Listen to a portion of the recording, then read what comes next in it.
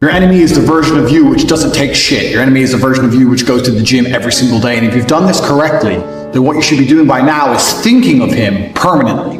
Every single time you go to the gym and you haven't done that one extra rep, he did. Every single time you don't feel like doing something, you think, yeah, but he would do it. If you truly constructed him the way you should, he should be crossing your mind with every single thing you do. And this is why it's important to develop an ego. This is lesson 2 of the Iron Mind course, is to develop an ego. Egos are extremely important. Egos have always existed. Throughout ancient history, men, kings, went to war, and millions of people died because someone insulted him, because of his ego. Egos are a natural human thing, and they're extremely important. And the modern world tells men to not have an ego. And they do that because it makes you weak and easy to control. You can only have an iron mind if you are so sure of yourself, so egotistical that nobody can break it. So an ego is extremely important. Now, for the first lesson, we built your enemy, and we built this perfect person you're going to be battling against. And there's a very specific reason we did it based on a version of you. One, because it shows who you could be. But the other reason is also because if your ego is based around beating this person, you get to go through life and be a nice guy to everyone else. People say don't have an ego because they think that if they give you an ego or you have an ego, you're going to be egotistical to the people you meet. I'm a nice guy to everyone I meet because they're not my enemy. I'm not combating against them. I'm a nice guy to every person. I'm a nice guy to every woman. I say please and thank you. I'm a nice person, but I do have a massive ego. But my ego comes into play when I'm fighting against my enemy. Listen, did you fuck your wife yesterday? Maybe you did. So imagine this guy fucked your wife. He would have fucked her better than you did. And this should inspire your ego. The person you're battling against is beating you.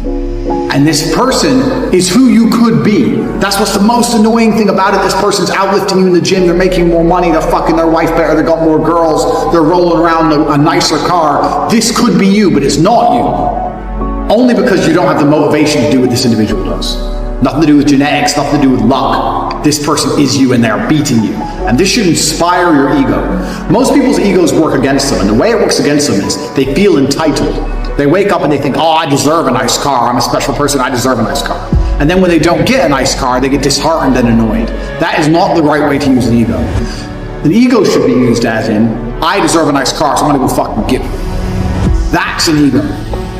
So this person who you've built, your enemy, he has a nice car because he has worked harder than you have. So he has a nice car and you don't have one. Whose fault is that? There should be no reason, no excuse for you to not do everything that you believe you need to do to be the best person you can be if you've properly created this enemy. You've looked at this list, 25 to 30 points long, of everything this guy does.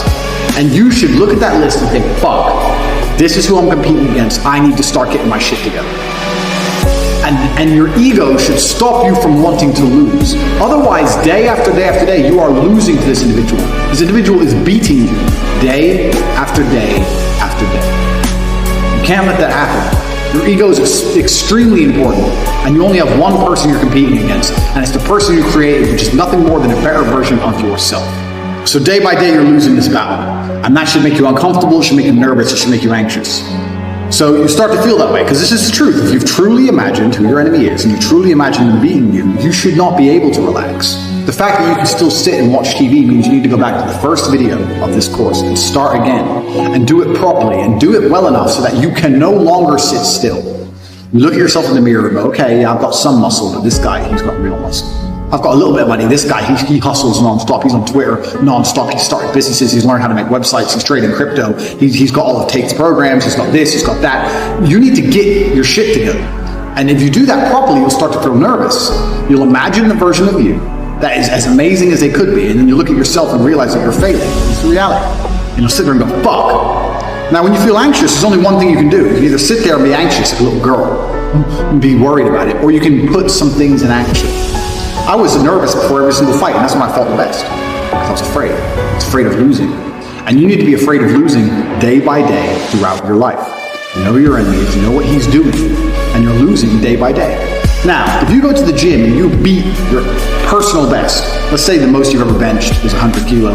You go there, you bench 105 kilo. The days you beat your personal best are the days you've beaten this individual. That's the only day you're allowed to claim a victory. If you beat your personal best, you can claim a victory. I went there, I did more than I've ever done, I beat this guy. But if you're not beating your personal best, he is beating you. And that should inspire you to try and smash through your own records day after day after day, the most money you've ever made in a month, the most weight you've ever lifted, the most girls you've ever spoke to. It doesn't matter what goals you've set. You have to understand that you're going to spend a lot of time losing.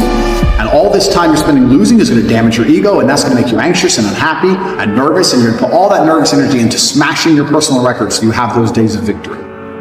Everything compounds.